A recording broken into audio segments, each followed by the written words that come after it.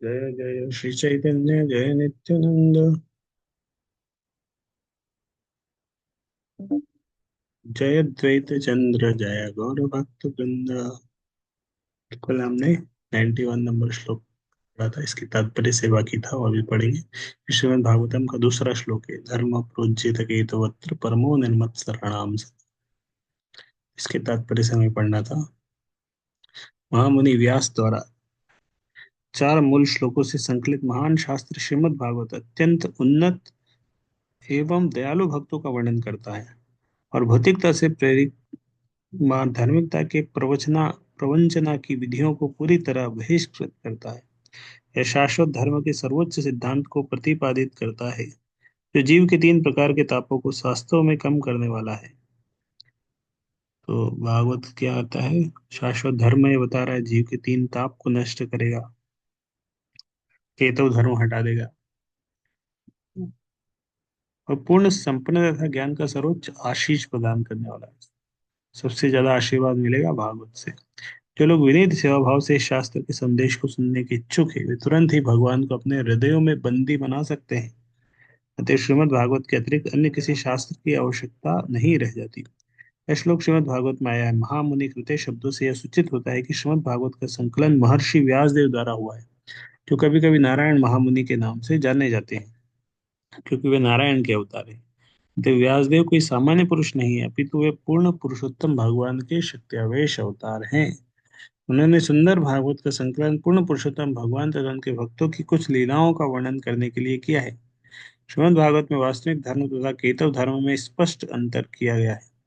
वेदांत सूत्र इस भौतिक मौलिक तथा प्रमाणिक शास्त्र के अनुसार ऐसे अनेक अपसंप्रदाय हैं, जो धर्म के नाम से जो बहुत सारे अपसंप्रदाय मतलब डेविएटेड संप्रदाय में है और कुछ डेविएट हो गए, कि धर्म के वास्तविक सार तत्व की उपेक्षा करते हैं।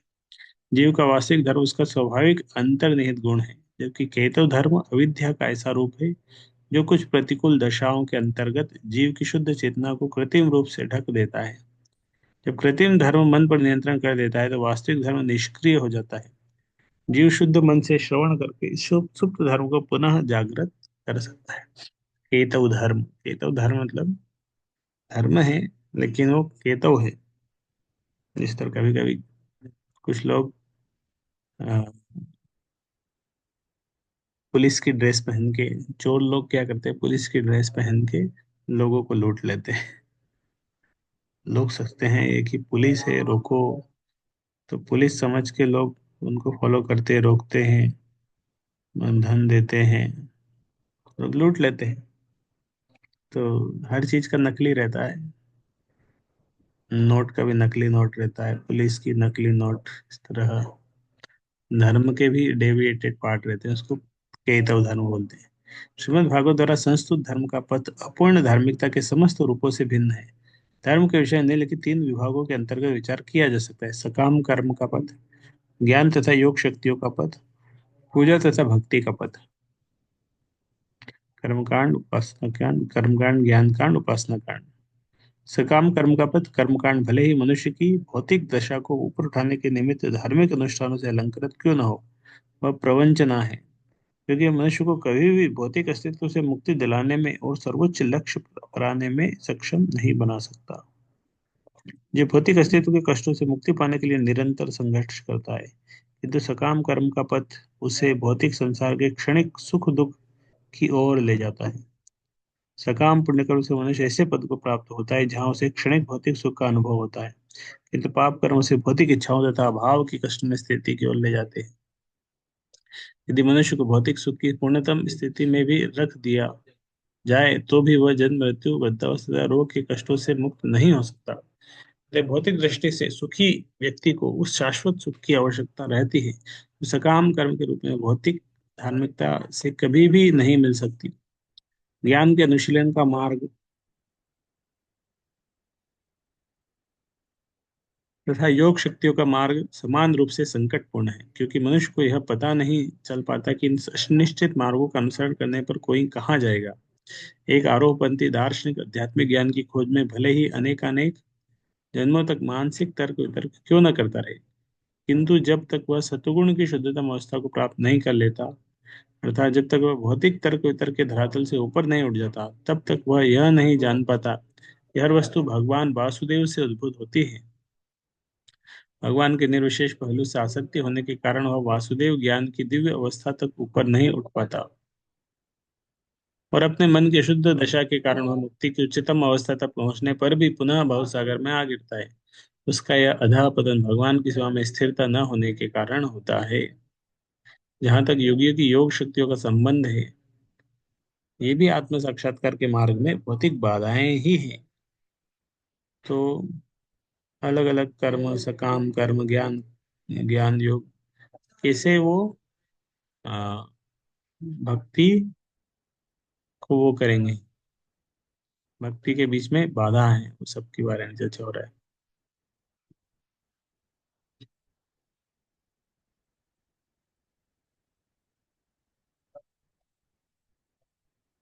अर्थात जब वह भौतिक तर्कता से धरातल पर उड़ते, तब तक वह ऊपर नहीं जानता कि वस्तु भगवान वासुदेव से उत्पन्न होती है। भगवान के निर्विशेष पहलू से आसक्ति होने के कारण वह वासुदेव ज्ञान की दिव्य अवस्था तक ऊपर नहीं उठ पाता, और अपने मन की अशुद्ध दशा के कारण वह मुक्ति की उच्चतम अवस्था तक पहुंचने पर भी पुनः भव सागर में आ गिरता है। उसका यह अधःपतन भगवान की सेवा में स्थिरता न होने के कारण होता है। तो बाकी जो सकाम कर्म है, ज्ञान योग है, इसमें भगवान की सेवा नहीं होती है, भक्ति नहीं है। यहाँ तक योगियों की योग शक्तियों का संबंध है, ये भी आत्म साक्षात्कार के मार्ग में बाधाएं हैं। एक जर्मन विद्वान जो भारत में आकर ईश्वर भक्त हो गया था, उसने कहा कि भौतिक विज्ञान ने पहले ही प्रशंसनीय प्रगति कर ली है, जिससे वह योगियों की योग शक्तियों की नकल कर सकता है। अतः वह योगियों की योग शक्तियां सीखने के लिए भारत नहीं आया है। पहले योगी योग क्या करते थे, हवा में उड़ जाते थे, लेकिन आज का भौतिक विज्ञान से भी लोग हेलीकॉप्टर से हवा में उड़ जा रहे हैं। पहले लोग योगी पानी के ऊपर चल लेते थे। अभी हमारे पास पनडुब्बी वगैरह बहुत कुछ मशीनें हैं, पानी के अंदर भी तेजी से दौड़ लेते। तो योग शक्तियां सीखने की जरूरत नहीं है, अभी पहले लोग सीखते थे। अभी तो भगवान की दिव्य प्रेममयी सेवा का मार्ग सीखने आया है, जिसका उल्लेख महान शास्त्र श्रीमद् भागवत में किया गया है। योग शक्तियों से योगी भौतिक दृष्टि से शक्तिशाली बन सकता है, और इस प्रकार अन्य भौतिक विज्ञानों की तरह वे जन्म मृत्यु तथा जरा रोग के दुखों से क्षणिक छुटकारा दिला सकती है, किंतु ऐसी योग शक्ति इन कष्टों से कभी भी स्थायी रूप से छुटकारा नहीं दिला। अभी प्रयागराज में जाएंगे, कुंभ मेले में बहुत सारे योगी मिलेंगे उधर, अलग अलग अलग अलग वो सिद्धि दिखाते हैं। कोई ट्रक को रोक देता है, कोई हवा में उड़ जाता है। लोग न्यूज़पेपर में डालते हैं, ये इन्होंने ये कर दिया, इन्होंने ये कर दिया। अतः भागवत संप्रदाय के अनुसार धार्मिकता का यह मार्ग भी अनुयायियों को ठगने की विधि है। तो ये सब योगिक शक्तियां दिखाना मतलब लोगों को ठगना है। हम कल पढ़ रहे थे, अभय चरण देख रहे थे, उसमें फाल्गु भगवान के उसका बारे में पढ़ रहे थे। तो वो भी एक प्रकार का यौगिक वो है। भगवत गीता में स्पष्ट बतलाया गया है कि सर्वाधिक उन्नत तथा शक्तिशाली योगी वह है जो अपने हृदय में निरंतर भगवान का चिंतन कर सके और भगवान की प्रेममयी सेवा में लग सके।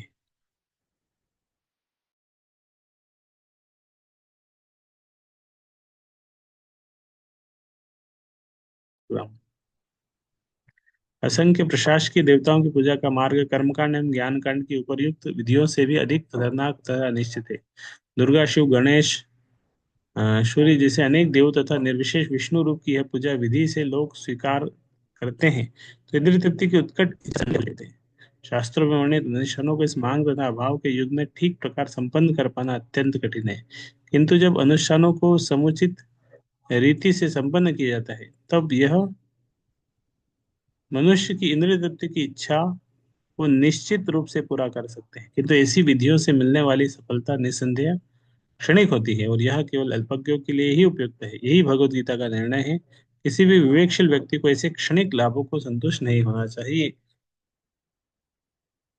तो प्रभुपाद ने कर्मयोग, सकाम कर्म और ज्ञान दोनों को बताया कि दोनों का कोई वास्तविक लक्ष्य नहीं है, भक्ति ऊपर है।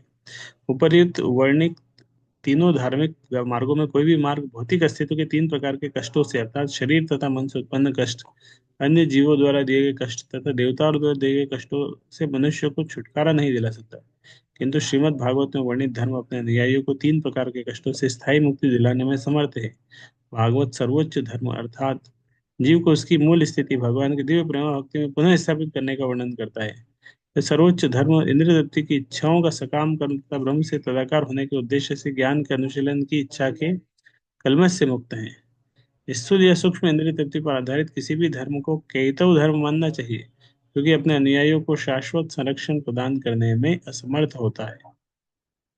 यह प्रोज्झित धर शब्द पुण्य का अर्थ है पूर्ण तथा उज्जित मतलब बहिष्कार।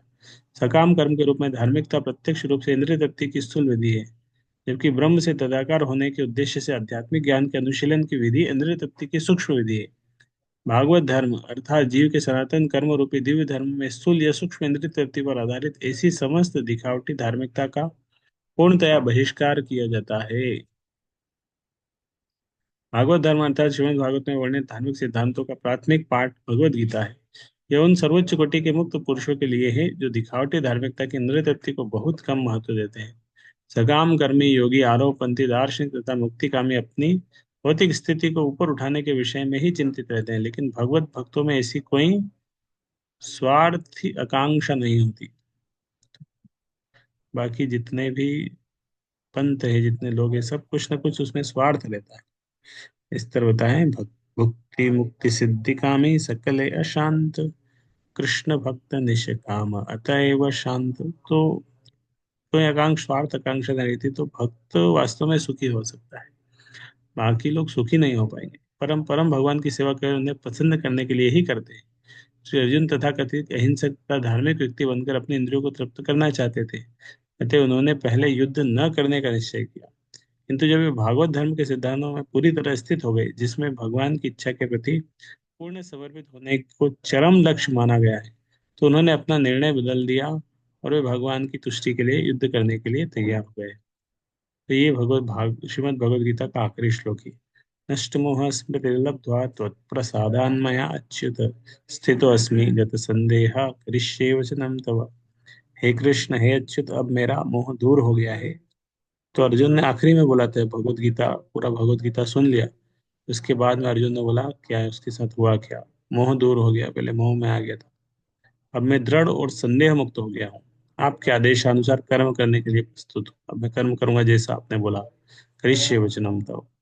शुद्ध चेतना में स्थित रहना जीव की वैधानिक स्थिति और किसी भी तथाकथित धार्मिक विधि जो इस अनन्य आध्यात्मिक स्थिति में बाधक बनती है, उसे धारित ना की छद्म विधि मानना चाहिए।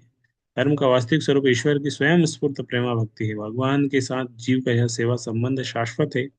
भगवान को वस्तु अर्थात यथार्थ तत्व के रूप में तथा जीवों को वास्तव अर्थात सापेक्ष अस्तित्व में वस्तु के असंख्य प्रतिरूपों के रूप में वर्णित किया गया है। परम वस्तु के साथ इन वास्तव अंशों का संबंध कभी भी नष्ट नहीं किया जा सकता, क्योंकि यह जीव का अंतर्निहित सनातन गुण है।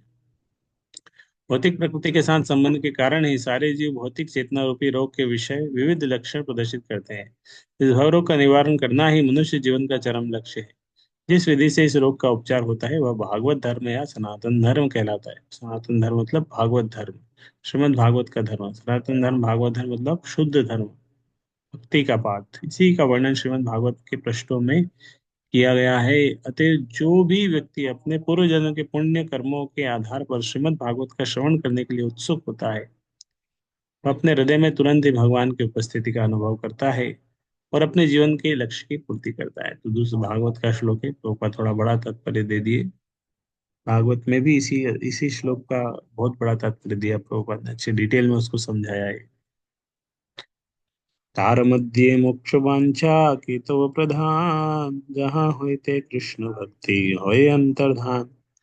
सर्वोपरि में तदाकार होकर मुक्ति प्राप्त करने की इच्छा करना प्रधान केतव धर्म है, क्योंकि इससे कृष्ण की प्रेममयी सेवा का स्थायी तौर पर लोप हो जाता है।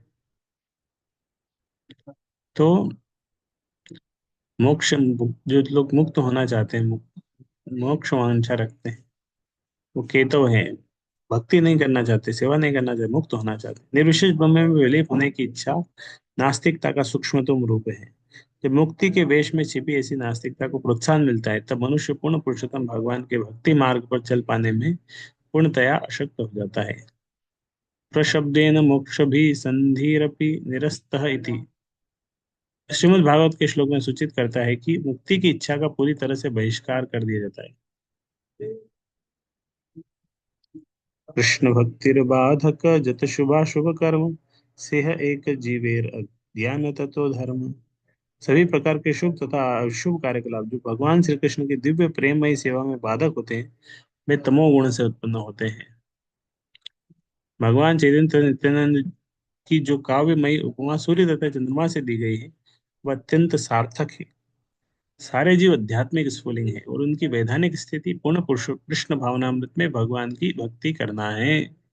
तथाकथित पुण्य कर्म तथा अन्य कर्म कांडीय अनुष्ठान, चाहे वे शुभ हो या अशुभ, भवबंधन से छूटने की इच्छा, ये सभी अन्य आध्यात्मिक स्फुलिंगों के आवरण माने। तो जीव की वाद्य वैधानिक स्थिति क्या है?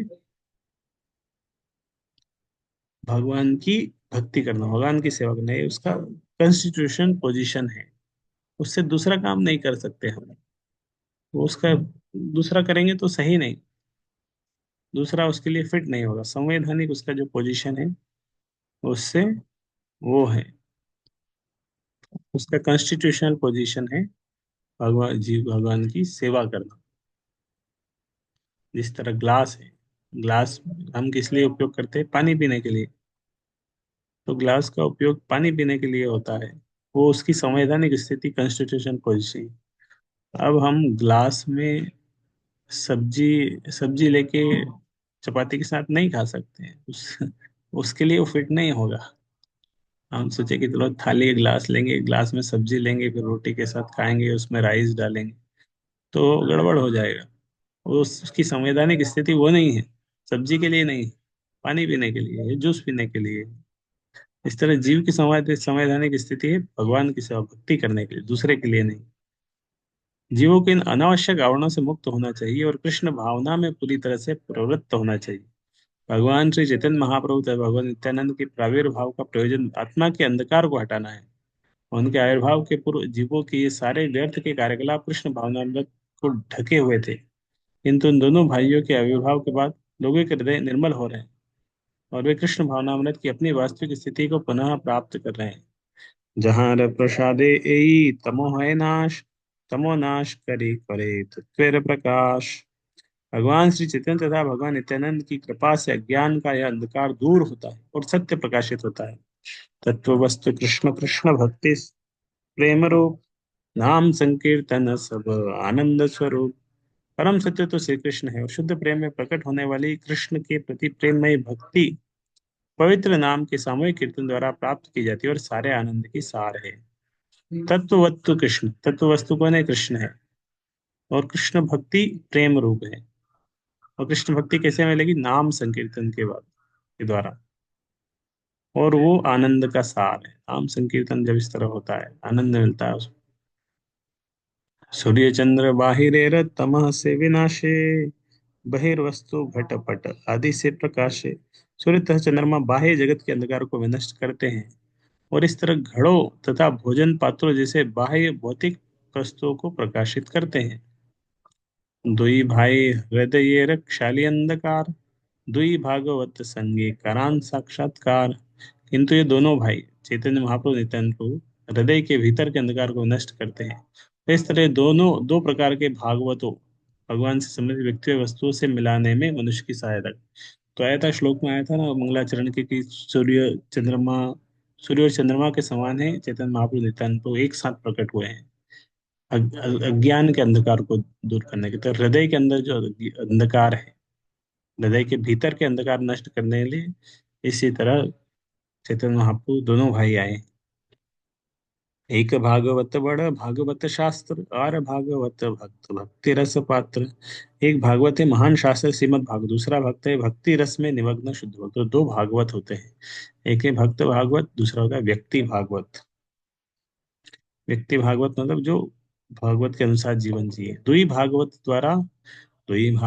द्वारा दिया भक्ति रस, ताहार हृदय तार प्रेमे होए वश। इन दो भागवतों के कार्यों के माध्यम से भगवान जीव के हृदय में दिव्य प्रेममयी भक्त सेवा के रस का संचार करते हैं। इस तरह भक्त के हृदय में स्थित भगवान भक्ति से वशीभूत हो जाते हैं। तो भगवान जीव के हृदय में दिव्य प्रेममयी सेवा का संचार करते हैं। इस तरह भक्त के हृदय में स्थित भगवान भक्त के प्रेम से वशीभूत हो जाते हैं। एक अद्भुत सम काले दोहार प्रकाश, आर अद्भुत चित्त गुहार, तमह करे नाश। पहला आश्चर्य यह है कि दोनों भाई एक साथ प्रकट होते हैं, और दूसरा यह है कि हृदय की गहराई को अप्रकाशित प्रकाशित करते हैं। दोनों भाई एक साथ प्रकट होते हैं, सूर्य चंद्रमा। हृदय की गहराई अंतर्मन को प्रकाशित करते हैं, अंदर भी प्रकाश चले जाता है। सूर्य का प्रकाश, चंद्रमा का प्रकाश अंदर नहीं जाता है हृदय में, ये प्रकाश चले जाएगा। हे चंद्र सूर्य दुई परम सदय, भग तेरा भाग्य गौड़े करिलाउदय।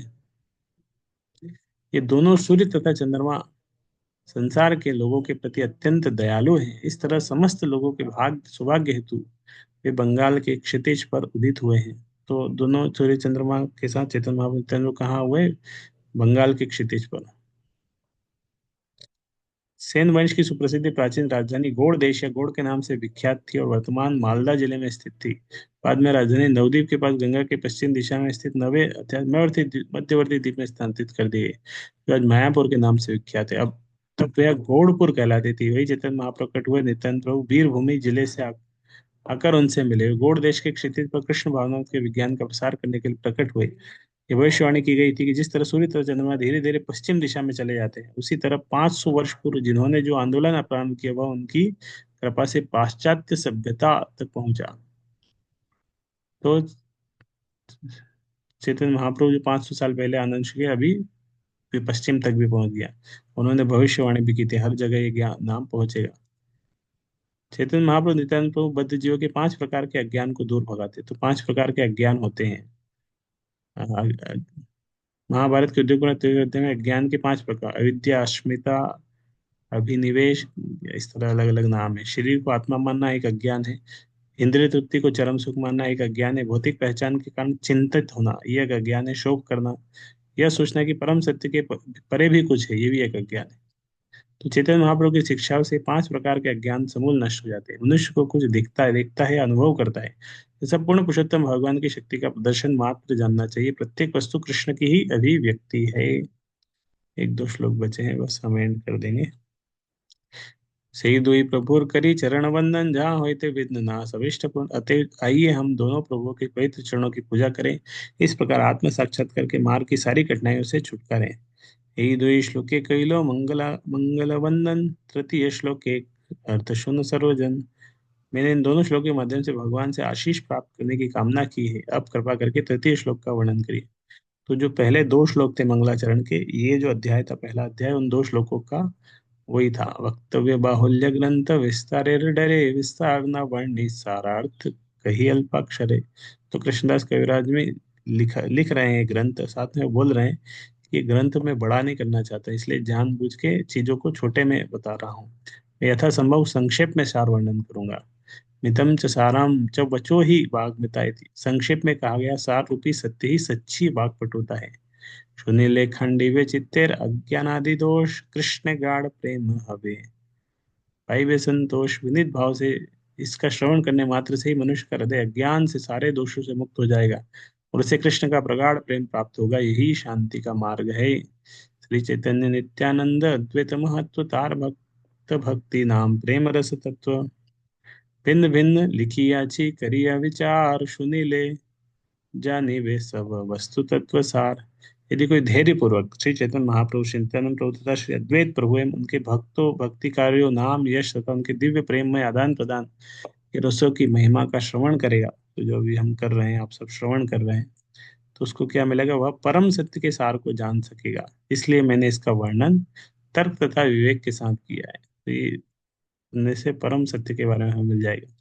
श्री रूप रघुनाथ पदे जा चैतन्य चरितामृत। कहे कृष्णदास श्री रूप तथा रघुनाथ के चरण कमलों की स्तुति करते हुए, सदैव उनकी कृपा की कामना करते हुए और उनके चरणों का अनुसरण करते हुए, मैं कृष्णदास श्री चैतन्य चरितामृत का वर्णन कर रहा हूँ। इस प्रकार श्री चैतन्य चरितामृत आदि लीला के गुरु वर्ग नामक प्रथम अध्याय का भक्ति वेदांत तात्पर्य पूर्ण हुआ। हरे कृष्ण कृष्ण कृष्ण हरे हरे, हरे राम राम राम हरे हरे।